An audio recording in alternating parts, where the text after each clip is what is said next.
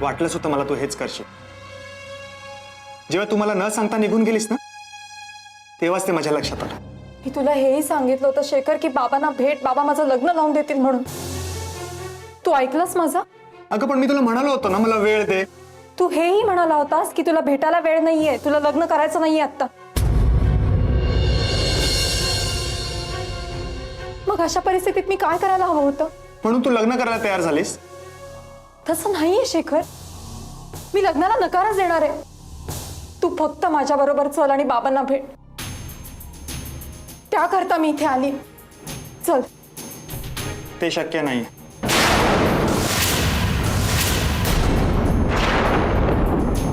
का? आता का माघार घेतोयस तू? हिम्मत नाहीये म्हणून ना? हो, घेतोय मी माघार. मी नाही भेटू शकत तुझ्या बाबांना, कारण कालच माझे बाबा गेलेत. काय बोलतेस तू शेखर? हा, जिवंतपणे बापाला मारायला निघालायस? निशा, चल मी येते तुझ्या बरोबर तुझ्या वडिलांना भेटायला. आई तू जरा गप्पा बसतेस का?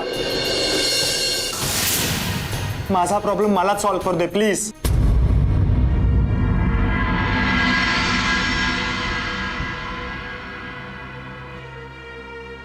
शेखर, शेखर प्लीज काहीतरी कर रे. मला त्या मुलाबरोबर लग्न नाही करायचंय शेखर.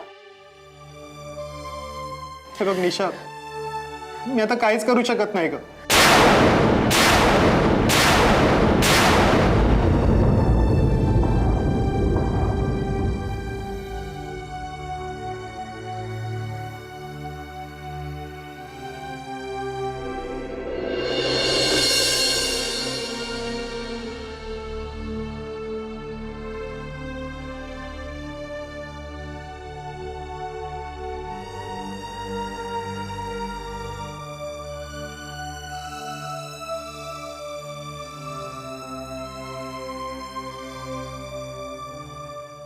समीर दादा, हे सगळं कधी संपणार रे? सगळी संकट एका मागोमाग येतातच आहेत. मला आईची फार काळजी वाटतेय रे. तिच्या आयुष्यात बरे दिवस कधी येणार, पण मला मात्र तिचं कौतुक वाटतं. तिला अजूनही खात्री आहे की आपले बाबा जिवंत आहेत म्हणून. संपदा आईचा हा दृढ विश्वास बघून मलाही कधी कधी असंच वाटतं की आपले बाबा कदाचित जिवंत आहेत म्हणून. कारण माझ्या वेळाही असंच झालं होतं. जेव्हा सगळ्यांनी आशा सोडली होती तेव्हा फक्त आईला वाटत होतं की मला काहीच होणार नाही. आणि तसंच झालं ना. संपदा जे काही घडलं त्याची कुठेही वाच्यता न करता आपण आपल्या आयुष्याला नव्याने सुरू करू. तू उद्यापासून कॉलेजला जा, तिकडेच तुझं मन रमेल. आणि मनावर दगड ठेव आणि असं वाग जसं आपल्या आयुष्यात कधी आपले बाबा नव्हतेच. उद्यापासून कॉलेजला जायला लाग. मी कामधंदा मिळतोय का बघतो. तर तूच सांग निशा, अशा परिस्थितीत मी लग्नाचा विषय कसा काढू? मी तुझी परिस्थिती समजते शेखर, पण तुला माझ्या परिस्थितीची कल्पना नाहीये. बाबा कोणत्याही क्षणी माझं लग्न लावून देतील. आय अंडरस्टँड निशा, मला कळतंय का हे सगळं. प्लीज मला थोडा वेळ दे. तू काही करून थोडे दिवस बाबांना थांबव प्लीज. तुला कळत कसं नाही अरे? बाबांनी माझं लग्न लावून देण्याचा निश्चय केलाय. ते मला लग्न करायला भाग पाडतील. तू माझ्या बाबांना ओळखत नाही शेखर, मी त्यांना नाही अडवू शकत. मग काय करू मी? सांग ना, काय करू मी? आपण आईशी बोलूयात का? वेडी आहेस का तू? आईची अवस्था काय दिसते ना तुला निशा? अगं माझे बाबा गेले हेच ती मान्य करायला तयार नाहीये. निशा, कालच मी माझ्या बाबांचा अंत्यसंस्कार करून आलोय का? आणि अशा परिस्थितीत मी माझ्या लग्नाचा विषय काढू का?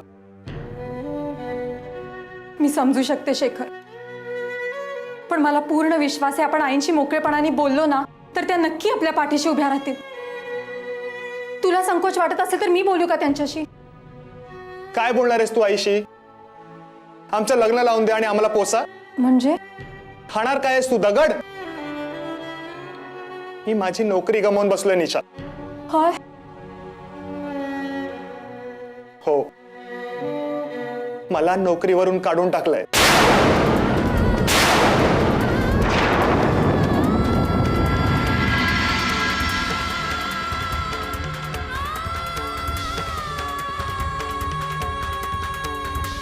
निशा कुठे सर? निशा ऐक.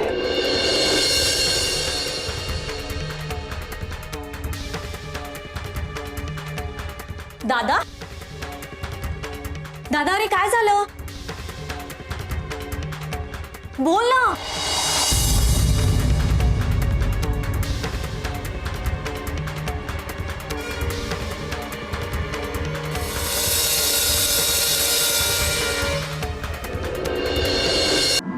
काय म्हणते तुमचे लाडके चिरंजीव? डोकं शांत झालं का? खूप डिस्टर्ब झालाय तो. आज कॉलेजला सुद्धा गेला नाही. तुम्ही जरा शांतपणे बोलावं त्याच्याशी. हो, लहान आहे तो अजून, त्यातून आपला एकुलता एक मुलगा आहे. त्याचाच तो गैरफायदा घेतोय. इतके दिवस कसं सगळं शांत सुरळीत पार पडत होतं सगळं. कुठली मुलगी आवडली हा तर तिच्या नादी लागून हा वेड्यासारखा बघायला लागला. हा मंदार,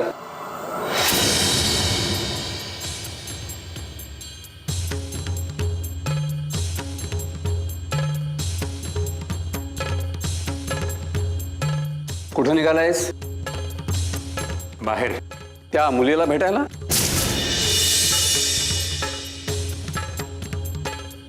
तुझी आई मला सांगत होती तू आज कॉलेजला सुद्धा गेला नाहीस. मला बरं वाटत नाही. मग विश्रांती घे. हे बघ मंदार, तू आता काय लहान राहिलेला नाहीये. आपलं भलं कशात आहे हे कळण्यात का नक्कीच समजूतदारपणा तुझ्याकडे आलेला आहे.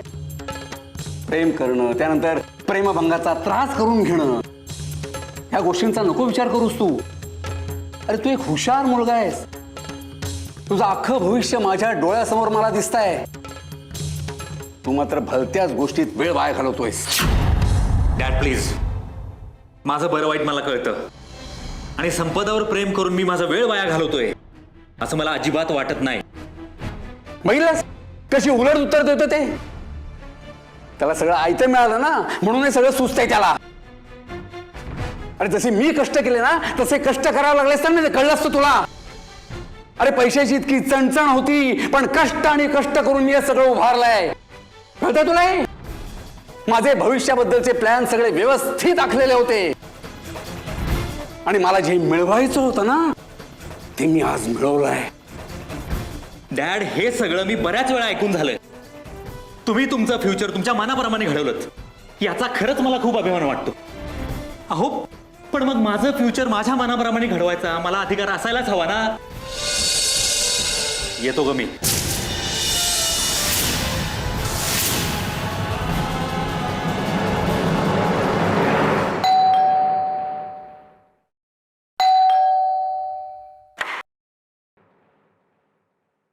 निशा, निशा, निशा, निशा, काय झालं? काय झालं?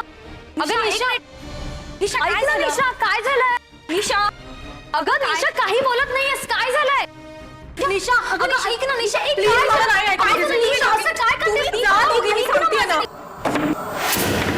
दरवाजा उघड निशा. निशा दरवाजा उघड. निशा, अगं दरवाजा उघड ना प्लीज. निशा काय झालं? निशा, निशा, काय झालं ग? अरे शेखर, निशाने दरवाजा बंद केलाय, आतून उघडत नाहीये. काय झालं काय कळत नाहीये. निशा, प्लीज लवकर ये. निशा, निशा, अरे उघड ना. निशा काय झालं? निशा नाही उघडत रे. निशा, निशा दार उघड. निशा मी आलो. निशा, निशा, निशा, बाजू. निशा,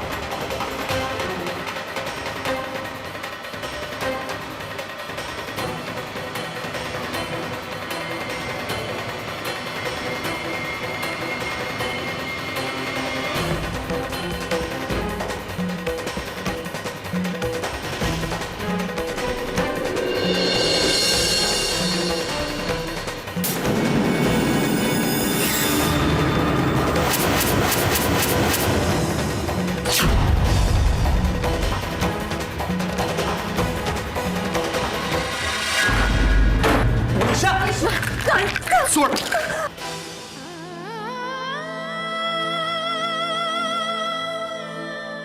शेखर मरू दे मला, का वाचवतोय? तुझ्याशी जर माझं लग्न होणार नसेल तर मला जगायचंच नाहीये. मरू दे मला, प्लीज मरू दे मला. तुझ्याशिवाय जगण्याची मी साधी कल्पना सुद्धा करू शकत नाही शेखर.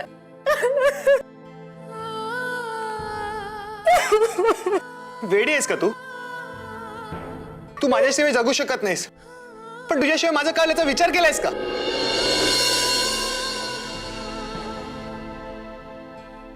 निशा, चल आपण आजच तुझ्या बाबांना भेटूया.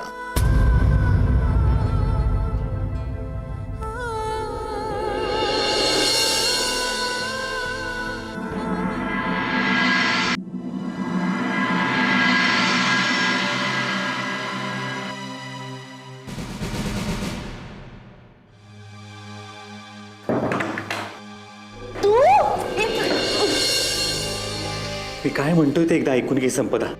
अगं त्या दिवशी बाबा जे बोलले ती त्यांची स्वप्न होती, माझी नाही. माझं तुझ्यावर प्रेम आहे, तू मला हवी आहेस.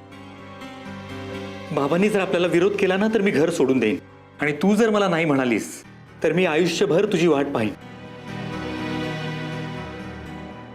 आता जर तुला ओरडायचं असेल तर ओरड.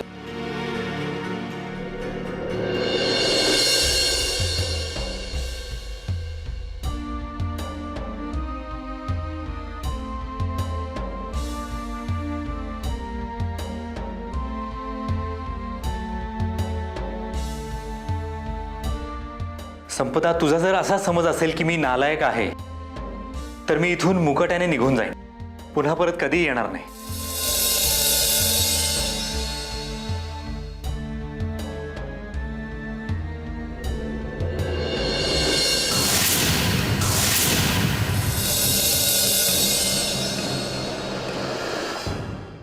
अरे आई, द्या ना, द्या इकडे, मी घेतो.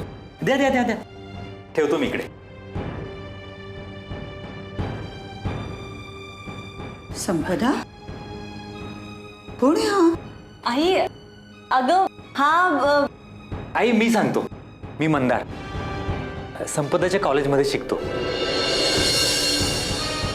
अहो तुमची संपदा माझ्या नोट्स वापरते. हो.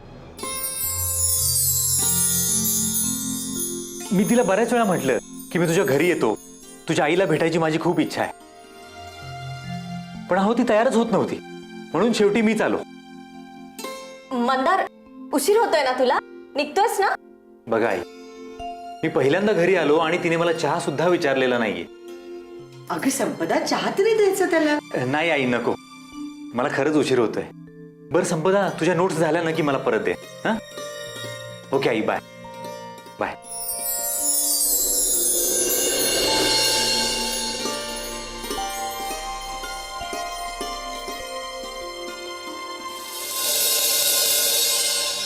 बरं वाटतंय? निशा, तू आराम कर, मी निघतो. इतक्यात थांब ना थोडा वेळ. मी थांबलो असतो ग, पण डॉक्टरांनी तुला आराम करायला सांगितलंय ना, आणि मी थांबलो तर मला नाही वाटत तू आराम करू शकशील. हे बघ, तू शांतपणे झोप, मी उद्या येतो तुला भेटायला.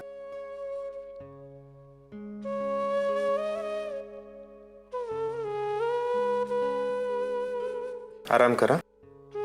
Good night. Take care. Good night.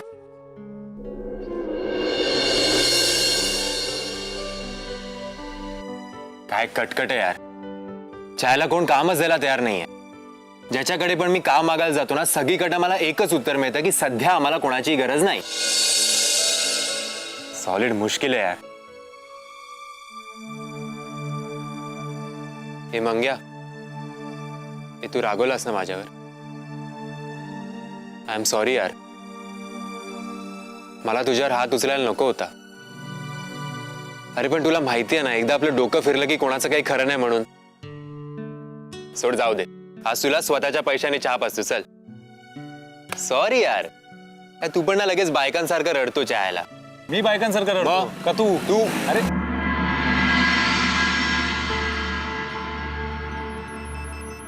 Sameer, हा चंदू सुरू आहे, आपला जुना मित्र बरं का. आणि चंदू हा समीर.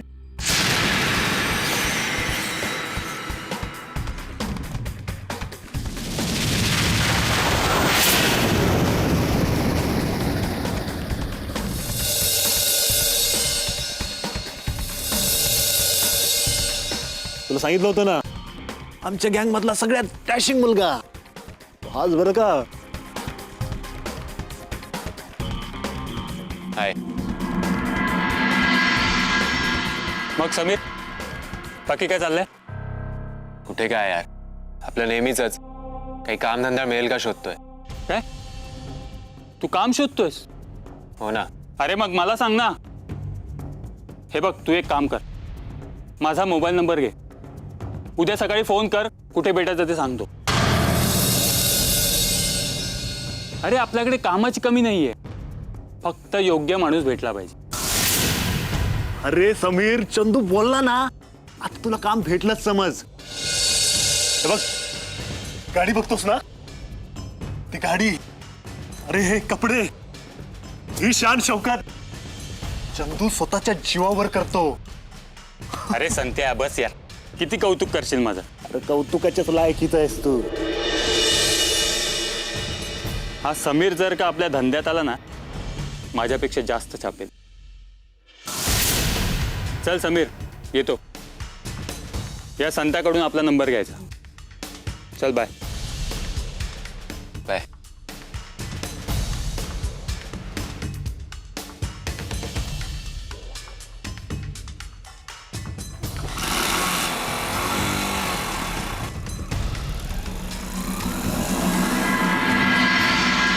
समीर, आता तुला बोललो तर राग येईल, पण मला बरोबर नाही वाटला. तो आपल्या टाईपचा नाहीये. आपण चांगल्या घरातली मुलं आहोत. मी गॅरंटेड सांगतो बघ, हा झोल करून पैसे कमवत असणार आणि आपल्याला नाही जमणार ते. शेखर आज अगदी योग्य वेळी आला नाही का ग? हो ना, नाहीतर आज निशाचं काय झालं असतं ना, काय माहिती. पूजा, आपण दोघी तर काहीच करू शकलो नाही. पण अजूनही मूळ प्रॉब्लेम तर तसाच आहे ना. निशाच्या डॅडना शेखर आवडेल ना ग. आता आपण कसं सांगू शकतो ते. पूजा, या परिस्थितीतून कसा मार्ग काढायचा ना, काहीच कळत नाहीये ग. आता शेखरला लवकरात लवकर एखादी चांगली नोकरी मिळणं हाच या परिस्थितीवरचा एकमेव उपाय आहे. आता एवढ्या रात्रीचं कोण आलं असेल ग? थांब, मी बघते.